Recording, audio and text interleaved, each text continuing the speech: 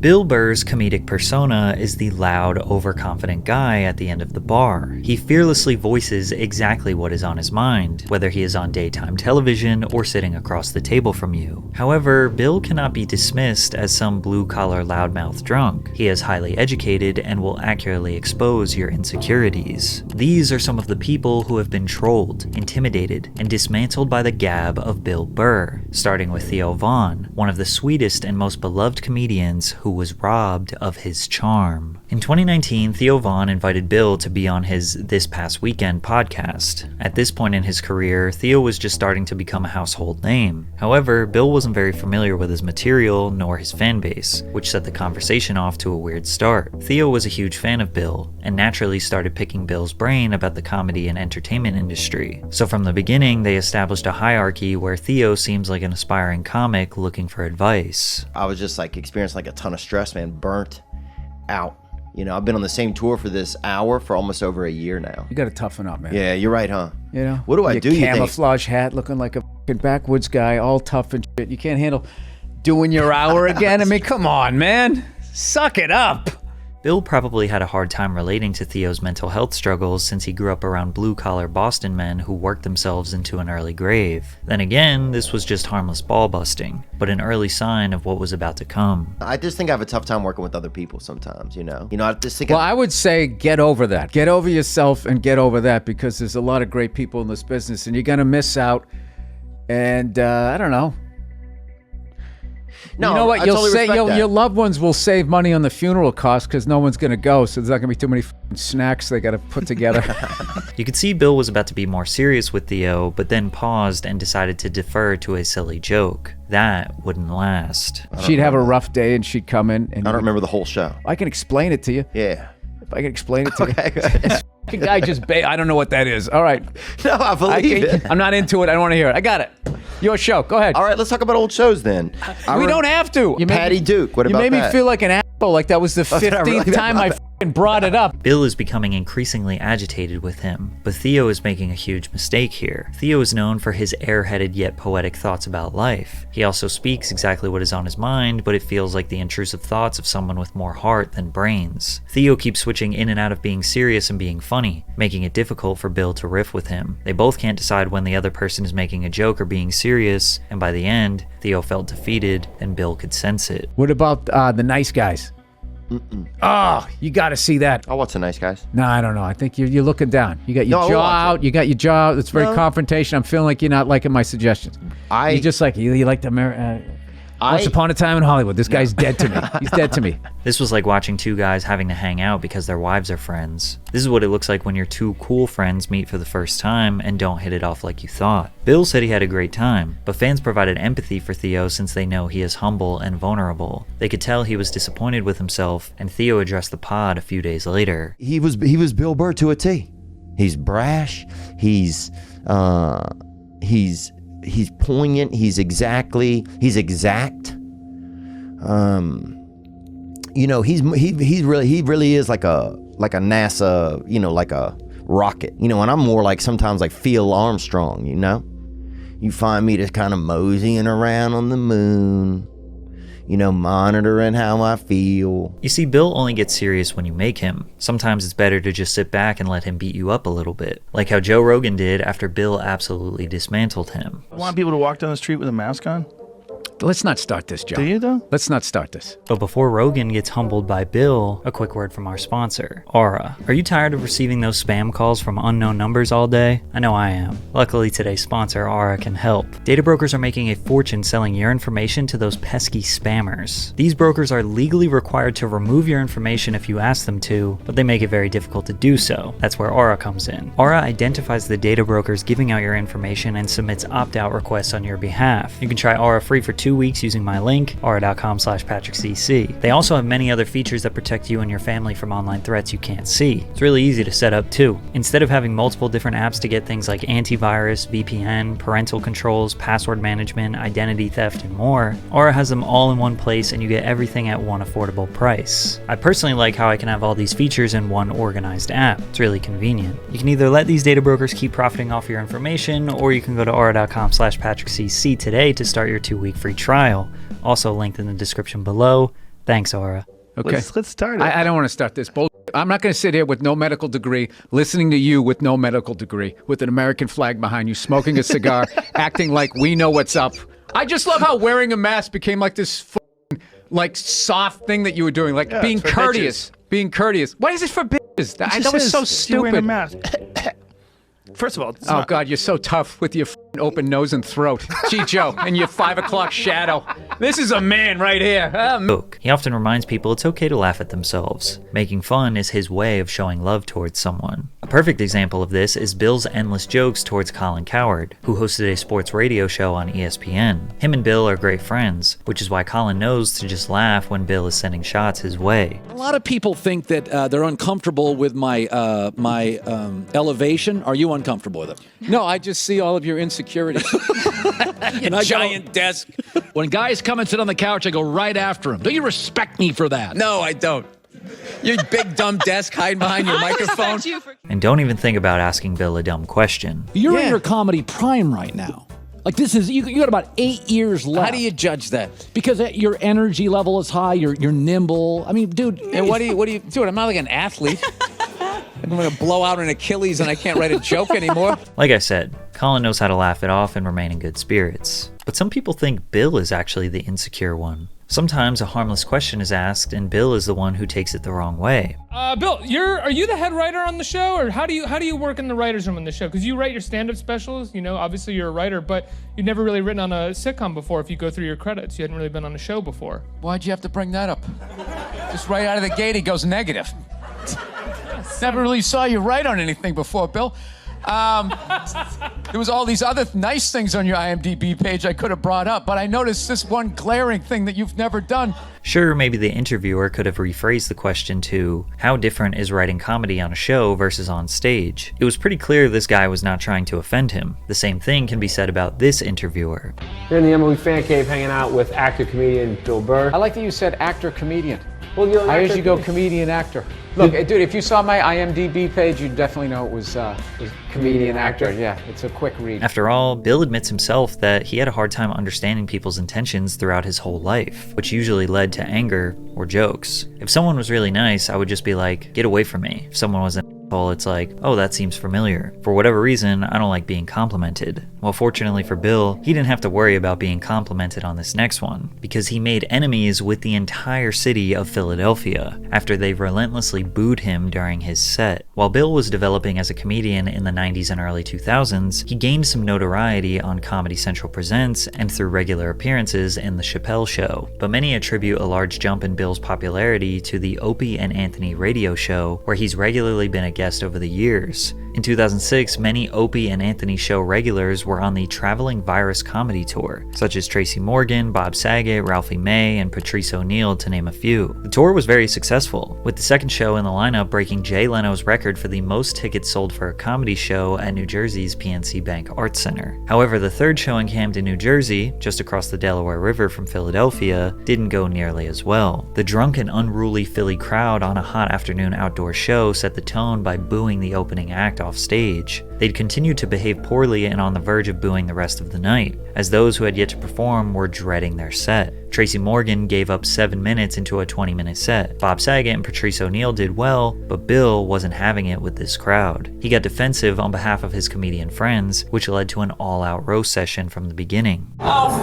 all you people. You know what, you f***ing losers? I hope you all f***ing die, and I hope the f***ing Eagles never win the Super Bowl. Go f*** yourself. Oh yeah, he wasn't holding back. Let's talk about heart disease, something you're all gonna f***ing die of, and I'm gonna laugh at your f***ing funerals. It's gonna be great. You're all gonna get f***ing cancer, which is fantastic, because all your f***ing heads are shaved anyways. No one's even gonna notice. If you can believe it, it gets so much worse. Every minute that goes by, he decimates every possible thing about Philadelphia. He says if there was a terrorist attack on Philly, nobody would care. Rocky is your hero. The whole pride of your city is built around a guy who doesn't even exist. A man interrupts him from the crowd. Bill responds. What do you have to say, sir? Never passed the 8th grade. What brilliant shit are you gonna tell me, huh? Go back to the dock and go unload some you warehouse working, weed smoking, disappointment for your mother. Obviously, most people were offended, but others started to respect his determination to fight an entire crowd of angry people. 7 minutes left. 7 motherfucking minutes left. And I'm doing all f***ing 7. As the minutes count down, the insults progressively get more bleak, until the end where he says he wishes he had a weapon to use on every single person in the crowd, and in some backwards twist of fate, they loved it, and cheered for him as he quadrupled down on his hatred towards them while walking off stage. Listen, I'm out of time. You guys were here, man. Thank you very much. All of you go f*** yourselves in your own assholes.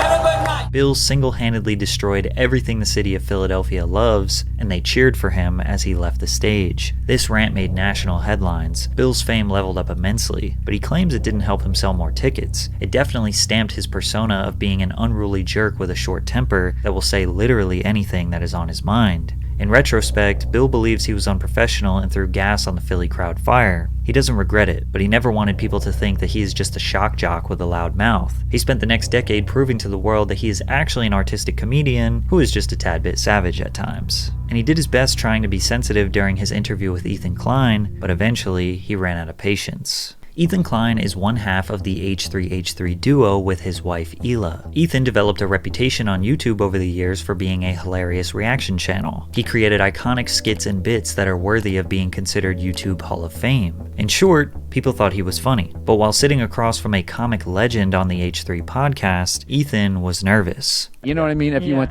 to whatever Comic-Con of podcasting, would you be nervous? Yes. All right. Well, you're an apprehensive talking person. to a nervous guy. I'm so neurotic. I am nervous. I'm nervous right now. Okay. Very nervous. I don't think that's going to help. How do you? Despite this, Ethan remained pretty smooth for the first hour, but he would interrupt Bill a lot. I don't know. I mean, you're right. You're really. I mean, he's doing this. I mean, how much? What does that do? You need so you got this kicked out of you for a while. So it's OCD. You're kind of looking. Oh, yours? Yeah, I don't know. I'm not going to diagnose you. I have no idea. You could tell Bill was getting increasingly more frustrated when he would be trying to answer a question, then Ethan would just say, right, and try to finish his answer for him. However, things got really awkward when Ethan started pressing a question that Bill did not want to answer. It seems like you're in love with your daughter, hearing you talk about her on the podcast. Jesus Christ. Well, you're pretty perceptive. It's like you care about your own child. Listen. You also had a zillion kids, so I mean, yeah. Really? How many siblings do you have? I don't know, dude. The internet's too fucking weird to give out all that information. Oh, you don't even want to say how many because you're afraid that it will somehow by all means, compromise keep your talking privacy. about it. Is there any way you can cut this out? I'm honest, dude. Like, seriously? Yeah, no, dude. There's fucking lunatics out there. Okay. Whoa. Off the air, I'll tell you. All right. Jeez. I love how surprised he is. Jeez. Well, you can mention the amount. Absolutely crazy people out there. Yeah. If someone doesn't want to answer a question, a good podcaster would probably just skip right over it and move on. To give Ethan the benefit of the doubt, he was still pretty new to podcasting. Ethan clearly thought Bill's reasoning for not answering the question was silly, but some people genuinely take their privacy seriously. Ethan saying, geez, comes off extremely childish and will make someone with a short temper blow a fuse. Bill held it together for the most part, but his patience was running out. When you were getting booed by thousands of people I was in hoping Philly. you were. I was like, when you said my favorite YouTube video, I was like, oh God, not the Philly thing again. And then you did the Sherry's Berries. I was like, I love this podcast. Now I hate you. Oh no. I love. What can I do? I love that. I'm joking. I'm fucking with you. Go ahead, let's do it. But do you? But no, I'm not gonna. I'm not gonna ask you. Were booed. You've been booed before. You've talked about this a lot. Probably more than the grape lady. I didn't realize. No, but go ahead. Let's do it. Well, let's now do it. I frankly, I like making you skip it. I like making you uncomfortable. Again, this subject was something Bill did not want to talk about, and when he called Ethan out on it, Ethan got defensive. Nevertheless, Bill talked about the Philly incident, and he wasn't happy about it. Well, I love that moment. I love everything you do. The great. This is how you turn it around. I made you uncomfortable. Now you fucking sit here and compliment me. I almost made it through without making an ass of myself. I got so close. What are you talking about? I had a great time. I did too. I really did. I hope you did. I'm worried about you. I did. Thank God I'm playing it up. I'm playing it up. All right. But I'm trying to be funny, but...